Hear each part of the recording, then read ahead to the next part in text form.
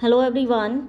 RRB PO clerk 2023 का prelims का आपका एग्ज़ाम हो चुका है। आरआरबी क्लर्क का 12 अगस्त 2022 में जो भी एग्ज़ाम हुआ है उसका मेमोरी बेस्ड करते हैं। क्वांट सेक्शन का कंप्लीट डिस्कशन करेंगे। मैं आपको जल्दी से जिनका भी एग्ज़ाम है उनको भी ज़्यादा टाइम ना वेस्ट करते हुए हम फटाफट क्वेश्चंस करते हैं। एंड आप पहले अर्थमेटिक देख लीजिए, देन फिर हम इक्वेशंस के क्वेश्चंस करेंगे। इसके अलावा जो नंबर सीरीज़ दी गई हैं एंड जो डीआई थी, क्या पैटर्न था, किस टाइप के, हम सब के बारे में बात करेंगे। सबसे पहले क्वेश्चन देखिए, आपको क्वेश्चन दे रखा था इस टाइप का। ये मेंस्ट्रुएशन का जो टॉपिक है इसके अंदर मैंने आपको पहले ही बता रखा है कि इसमें अगर आप कंप्लीट नहीं पढ़ सकते ना तो आप क्या करिए, कुछ चीज़ें, कुछ फॉर्मूले जैसे स्केयर्स, क्यूब्स, या फिर जो भी आपको यहाँ पे जैसे स्केयर का दे रखा है, रेडियस दे रखी है सर्कल की, सर्कमफेरेंस, पेरीमीटर कैसे निकालते हैं, आपको सब पता होना चाहिए। एटलीस्ट फॉर्मूले याद करिए ताकि आप कर पाएँ। और एग्जाम देखिए, आरआरबी क्लर्क का आरआरबी पीओ जैसा नहीं था, काफ़ी इजी एग्जाम था। स्टूडेंट ने 78 प्लस भी अटैम्प्ट किए हैं, कुछ ऐसे हैं जो 74 प्लस अटैम्प्ट करके आए हैं। तो एग्जाम का लेवल अच्छा है और इजी क्वेश्चन है, इतना डिफिकल्ट नहीं है। तो जिनका कल भी एग्जाम है वो अच्छे से करिए। पहले क्वेश्चन देखिए, इस टाइप के क्वेश्चन को कैसे सोल्व करेंगे। पेरीमीटर दे रखा है स्क्वायर का, जिसकी साइड क्या है, l+5 है, जो इक्वल है सर्कमफेरेंस ऑफ द सर्कल, जिसकी रेडियस इतनी है। हमें क्या निकालना है, एरिया ऑफ द स्क्वायर निकालना है, जिसकी साइड l है। सबसे पहले इसका क्या मतलब है, देखिए रेडियस हमें 7 दे रखी है, तो सर्कमफेरेंस के इक्वल इसका पेरीमीटर है। सबसे पहले हम क्या करें, इसकी सर्कमफेरेंस निकाल लेते हैं।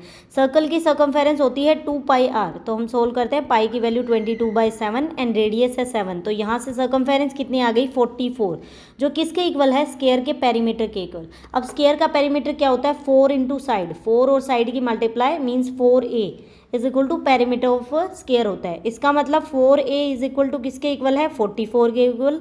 और इन्होंने बोला साइड क्या है, वो a नहीं है, साइड है आपकी l+5 इज इक्वल टू 44। यहाँ से l की वैल्यू निकाल लेते हैं। 4 डिवाइड में है, मल्टीप्लाई में है, इधर आके डिवाइड में होगा तो वैल्यू आ गई 11। 5 प्लस में उधर जाके सब्ट्रैक्ट हो जाएगा, तो l की वैल्यू हमारे पास कितनी आ गई, 6। हमें l मिल गया कितना, 6। अब इसने आगे क्या बोला है, आपको निकालना एरिया ऑफ द स्क्वायर, जिसकी साइड है l की वैल्यू हम निकाल चुके हैं, कितनी है, 6। आपको निकालना area of the square. Area of square क्या होता है, साइड का स्क्वायर, मतलब जो भी आपकी साइड है उसका स्क्वायर कर दीजिए, मीन्स a स्क्वायर। साइड क्या है इतनी, 6, तो 6 का स्क्वायर कितना हो जाएगा, 36। काफ़ी इजी क्वेश्चन था, बिल्कुल आसानी से आप कर पाएंगे, बिल्कुल डूएबल क्वेश्चन आए थे। नेक्स्ट देखिए 32 number, a man travel at a speed of 42 kilometre per hour in 42 kilometre per hour, मतलब उसकी स्पीड इतनी है। सबसे पहले ये आपको दे दिया स्पीड का क्वेश्चन, मतलब टाइम एंड डिस्टेंस का क्वेश्चन आ गया। S T is equal to D, जब स्पीड को टाइम से मल्टीप्लाई करते हैं तो हमारा डिस्टेंस बनता है। एंड स्पीड इन्वर्सली प्रोपोर्शनल है टाइम के, एंड टाइम इन्वर्सली प्रोपोर्शनल है स्पीड के। क्लियर।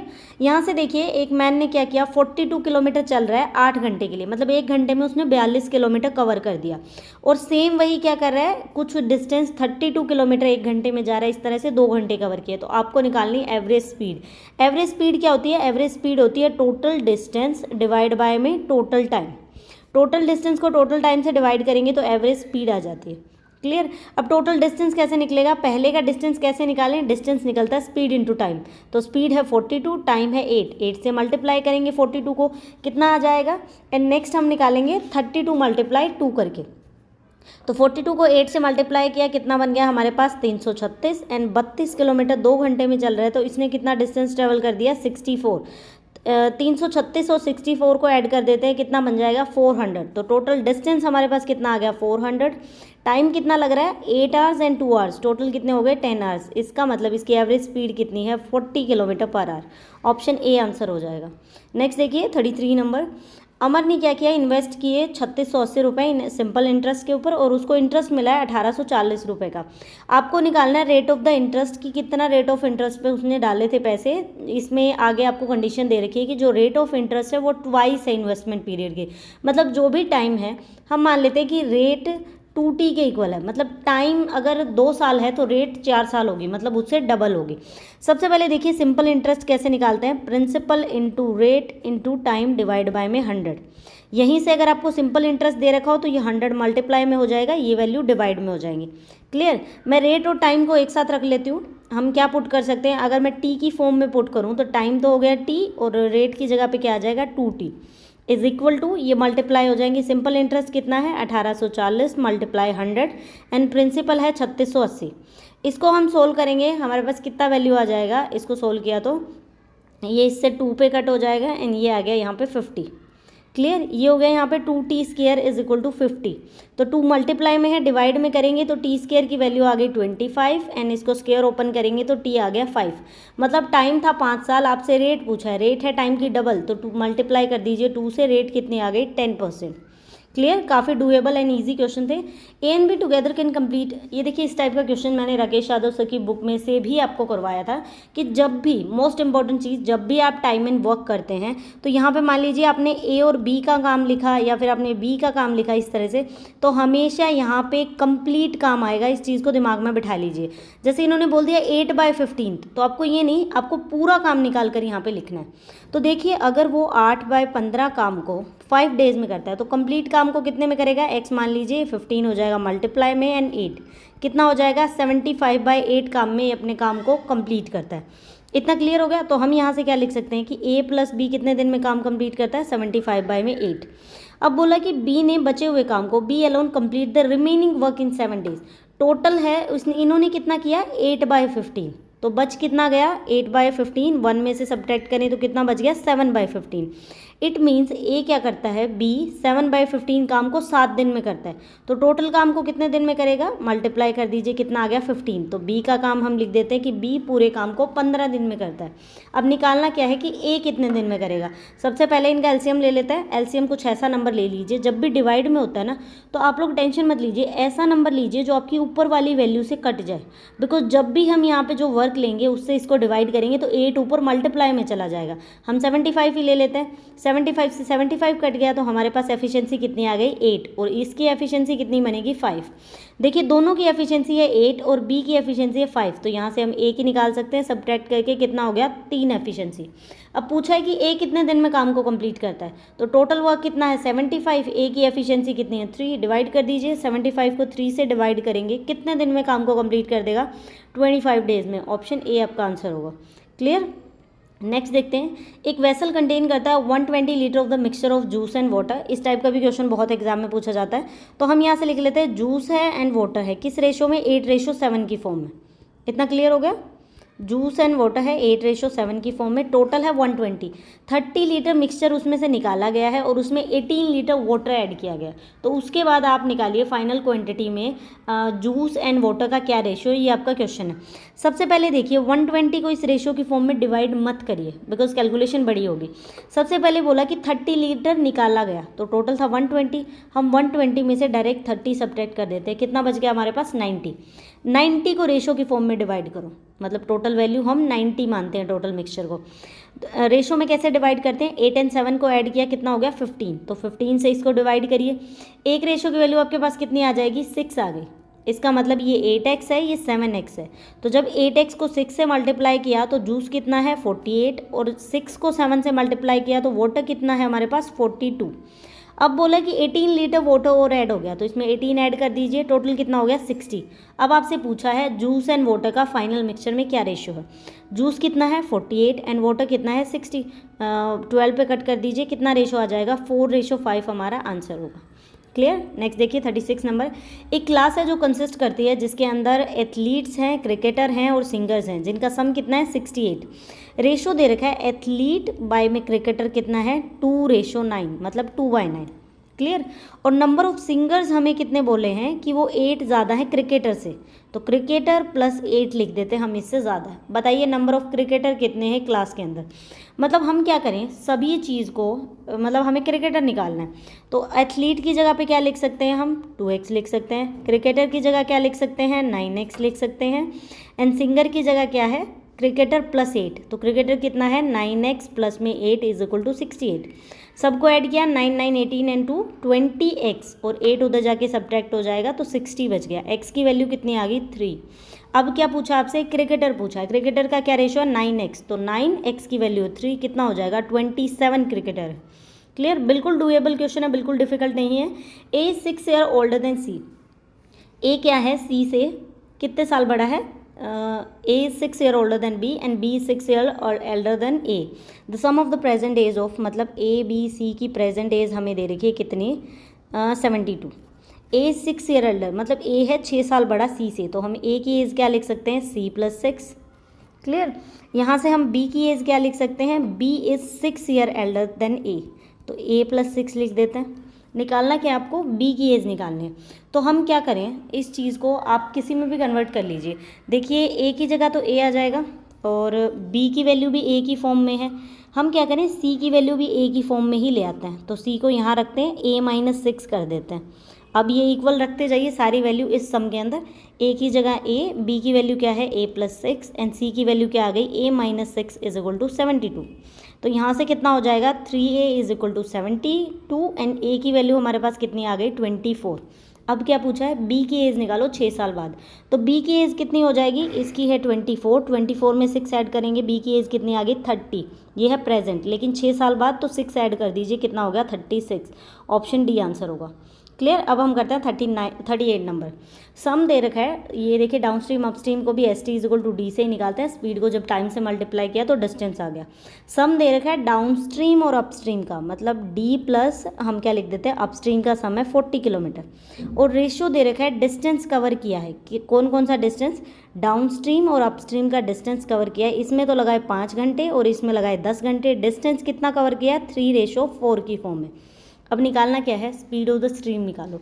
सबसे पहले देखिए यहाँ से हम बोट की स्पीड निकाल सकते हैं। बोट की स्पीड हमेशा कैसे निकलती है, बोट की स्पीड को हम निकालते हैं, इस चीज़ को याद रखिए। डाउन स्ट्रीम और अपस्ट्रीम की स्पीड को ऐड करके 2 से डिवाइड कर दें तो बोट की स्पीड आ जाती है। और वाटर जिसको स्ट्रीम हम बोलते हैं उसकी कैसे निकालते हैं, डाउन स्ट्रीम में से अपस्ट्रीम को सब्ट्रैक्ट करो, 2 से डिवाइड करो। देखिए दोनों का सम है तो यहाँ से मैं बोट की स्पीड निकाल सकती हूँ। दोनों का सम है, सिर्फ 2 से डिवाइड करना है, तो बोट की स्पीड आ गई मेरे पास 20। रेशो किसका दे रखा है, डिस्टेंस का, तो हम डिस्टेंस ही निकाल लेते हैं। डिस्टेंस कैसे होता है ST और इज इक्वल टू इनका रेशो रख दो। अब देखिए डाउन स्ट्रीम में स्पीड कितनी है हमारे पास आ गई। डाउन स्ट्रीम में होता क्या है, डाउन स्ट्रीम में बोट इस डायरेक्शन में ट्रैवल करती है, पानी भी उसी डायरेक्शन में, तो दोनों की स्पीड ऐड हो जाती है। अप स्ट्रीम में पानी एक साइड में है, बोट एक साइड में है, पानी अपोजिट में। तो सबसे पहले डाउन स्ट्रीम और अप स्ट्रीम का निकालते हैं। डाउन स्ट्रीम में स्पीड है हमारे पास क्या होगा 20 प्लस में वाटर ऐड होगा और टाइम कितना लगा 5 घंटे का। एंड अपस्ट्रीम में क्या होगा 20 में से वाटर को सब्ट्रैक्ट करेंगे क्योंकि बोट की स्पीड है 10 घंटे लगे एंड 3/4। जस्ट इसको सोल्व करना है एंड हमारा आंसर आ जाएगा और कुछ नहीं है। इसको सोल्व करते हैं। 5 को 20 से किया तो 100 हो गया और 4 से मल्टीप्लाई किया तो कितना आ गया 400 प्लस 20 वाटर लिख दिया, 600 माइनस 30 वाटर, तो यहाँ से 200 हो जाएगा 50 वाटर के इक्वल। वाटर की वैल्यू कितनी आ गई हमारे पास 4। इसका मतलब उसकी स्पीड कितनी है, वाटर की स्पीड स्ट्रीम की 4 किलोमीटर पर आवर। ये थोड़ा सा टाइम लगाने वाला था, जिसके कंसेप्ट क्लियर नहीं है उसके लिए। अब देखिए 39 नंबर। एक शॉपकीपर ने क्या किया, mark the price of article as X%। ये प्रॉफिट एंड लॉस का क्वेश्चन है, इस टाइप का भी आपको नेक्स्ट शिफ्ट में या आगे आपका एग्जाम में देखने को मिलेगा। उसने MRP कुछ X% बढ़ा दिया, हमें नहीं पता कितना बढ़ा दिया बट कुछ बढ़ा दिया, और डिस्काउंट दिया 20% का, फिर भी उसको 12% का प्रॉफिट हो गया। तो X की वैल्यू निकालो। हम एज्यूम कर लेते हैं कि CP है 100, अगर उसको 12% का प्रॉफिट हुआ तो सेलिंग प्राइस कितना हो गया 112। अब उसने डिस्काउंट दिया 20% का। डिस्काउंट कैसे निकालते हैं हम, MRP मल्टीप्लाई करते हैं 100 में से डिस्काउंट डिवाइड बाय में 100 is equal to selling price, ऐसे लिखते हैं। यहाँ पे सेलिंग प्राइस है, डिस्काउंट है, MRP निकाल सकते हैं कैसे, MRP is equal to selling price है 112, 100 उधर जाके मल्टीप्लाई में हो जाएगा, डिस्काउंट है 20% का, 100 में से सब्ट्रैक्ट किया कितना हो गया 80। क्लियर। इसको हम डायरेक्ट कट करते हैं तो हमारे पास कितना आंसर आ जाएगा 14। इसका मतलब MRP कितना है 140, CP था 100 और MRP है 140। इसका मतलब कितना परसेंट बढ़ा दिया उसने 40%। अगर अभी भी नहीं निकालना आ रहा तो किस तरह से कर सकते हैं, ये देखिए ये 140 है तो पहले 100 में से इसको सब्ट्रैक्ट करिए, कितना बच गया 40 डिवाइड बाय में 100 एंड मल्टीप्लाई 100। तो डायरेक्ट आप 100 के कंपैरिजन में अगर 160 दे रखा हो तो सीधा आप 60% प्रॉफिट बोल सकते हैं। तो इसमें कितना इसने प्राइस बढ़ाया था 40%, तो ऑप्शन होगा C। अब हम देखते हैं 40th क्वेश्चन। ABC किसी पार्टनरशिप में एंटर करते हैं, A ने 4000 रुपये दिए। तो सबसे पहले पार्टनरशिप में कैसे लिखा जाता है, इन्वेस्टमेंट होती है, देन टाइम और फिर होता है प्रॉफिट। ABC तीनों का लिख लेते हैं। A ने दिए 4000 रुपये, B ने दिए 3500 रुपये और C ने दिए 5000 रुपये। टाइम पीरियड नहीं दे रखा तो हम 1 एज्यूम कर लेते हैं। बोला कि टोटल प्रॉफिट है 5000 रुपये का, तो निकालिए A और C के प्रॉफिट का डिफरेंस। सबसे पहले इसको जितना कट कर सकते हैं उतना कट कर लीजिए। 5 पे कट करेंगे कितना आ जाएगा 7 एंड 10। तो प्रॉफिट कैसे निकलता है, प्रॉफिट होता है इन्वेस्टमेंट इंटू टाइम की मल्टीप्लाई। 8 को 1 से मल्टीप्लाई किया, प्रॉफिट आ गया 8, 7 एंड 10, ये इनका प्रॉफिट आ गया। टोटल है 5000 रुपये। सबसे पहले रेशो के एक एक्स की वैल्यू निकालते हैं। ये 8x है, 7x है, 10x है, तीनों को ऐड करिए, कितना हो गया 15 एंड 10 25। 25 से इसको कट करिए, एक रेशो की वैल्यू कितनी आ गई 200। अब क्या पूछा है, ए और सी का डिफरेंस। ए और सी में कितना डिफरेंस है, ये 8x है, ये 10x है, तो कितने का डिफरेंस है 2x का। x की वैल्यू है 200, तो मल्टीप्लाई किया, कितना आ गया 400, हमारे पास आंसर आ गया ऑप्शन बी। अब हम करते हैं नंबर सीरीज़। देखिए नंबर सीरीज़ का क्वेश्चन है 21, 32, ये भी इजी थे, आप आराम से कर सकते हैं, इतना कुछ डिफिकल्ट नहीं है। अगर इनके बीच में हम डिफरेंस देखें तो कितने का डिफरेंस आता है, 21 एंड 32 के बीच में 11 का डिफरेंस हो गया, देन फिर आपके पास 17 का डिफरेंस हो गया, देन आपके पास 23 का डिफरेंस हो गया। तो एक चीज़ देखिए, डबल डिफरेंस अगर हम देखें तो कितने का गैप हो रहा है, 6 का गैप हो रहा है।